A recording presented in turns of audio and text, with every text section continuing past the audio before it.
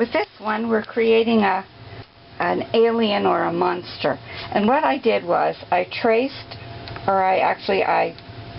drew my name in cursive, Nan, and then on the other side it's Nan backwards. If you hold it up to the light, you can see through to trace on the other side the letters, and then once you've traced the letters on the other side, you'll see it when you do it. You have the children color it in, or I colored it in, and I created my alien or my monster.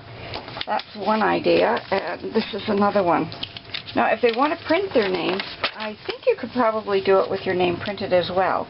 And they can make it go either way. If they want it to go upside down like this and make a big monster, they can. Or a Halloween alien.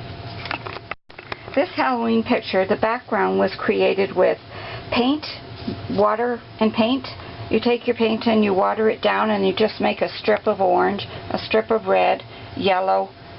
You could even use purple and blue. For example, look at this one here. That one was done with the chalks, the chalk pastels that are over here that look like this. And then you take a Kleenex and you shade the colors. You shade the lines together. Now with this one you can't really shade the lines because they're strips of brushes of paint. And once they dry, then you can add little Halloween characters and make it into a Halloween picture. This one is for the older children, say grade 4, 5, 6. You've got your basic pumpkin on construction paper. Then you have the children take a pencil and draw the lines inside that they're going to use.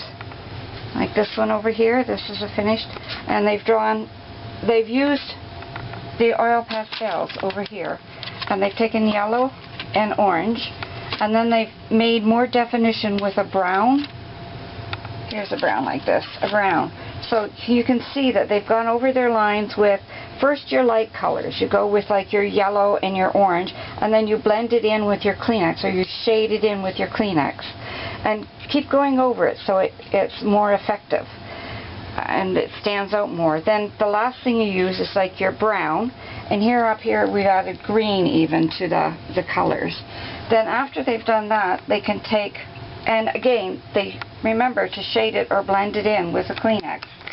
After they've done that, they can add their stem at the top, and again they're shading it with the yellows and the browns with the pastel chalk, because that blends their shades much better.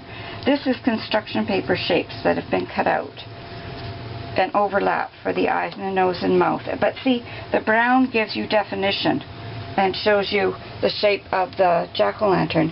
And if they do it enough, and they're careful and they go slowly, they don't rush it, it really turns out into a really nice bulletin board with jack-o'-lanterns on it, with all different eyes and mouths and nose and shapes. Even shapes, like this one is round, that one's oblong. So they can be creative with that too. See, this one hasn't been cut out yet, but this one's cut out and that one's cut out.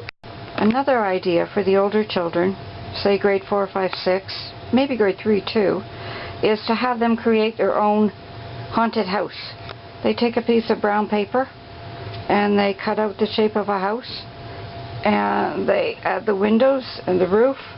They don't even have to cut it. They can, like this one is torn to make it look even spookier, and they add the little jack-o'-lantern and a ghost to it. This one over here is on black paper as a background, and then on top of that is yellow, and then brown on top of that, so that we can get the effect that there's light coming from the windows, and they can carry on, take it from there, and create more, add more things to it, like the pumpkins and the ghosts and the witch and the jack-o'-lantern and the cats and the bats and whatever they want to add. I'm sure when you were younger you did this. You take a piece of paper, an ordinary white piece of paper, color it with all different colors, then on top of it you color all solid black crayon, and this has to be with crayons because it won't work with anything else, and then solid black over the top of it. Then you take say a paper clip or a bobby pin, and you start scratching out a name, a haunted house, a moon, a witch, a ghost, a bat, a cat, and you create your Halloween picture with the black as the background, and then the part that you've scraped out with a coin or a bobby pin or a paper clip or whatever you can find to give the children to scrape it out with. Then you'll find that they'll have a Halloween picture there as well. This is from a coloring book too. It's a stand-up witch. They color the witch, and then after they've colored it, they can tape it at the back, and then it will stand up, and they have their witch.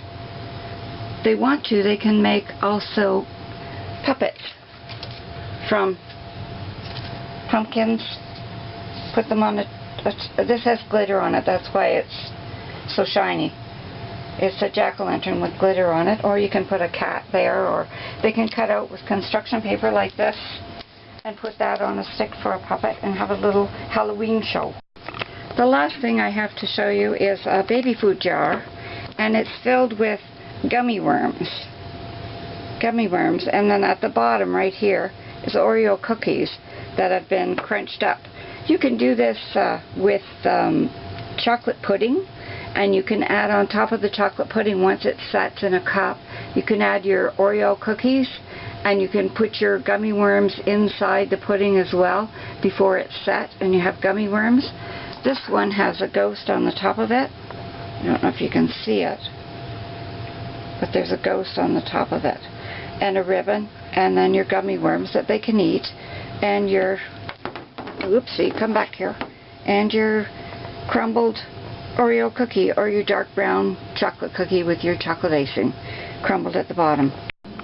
For this ghost, all I did was take some extra tissue paper, wrap the tissue paper around a little ball of tissue paper to create the head, and then tie a string around here or an elastic to hang it from, and then you have your ghost. You could take a piece of Kleenex and fill it with a ball of Kleenex or white tissue paper and create a ghost and have it hanging and flying wherever you want.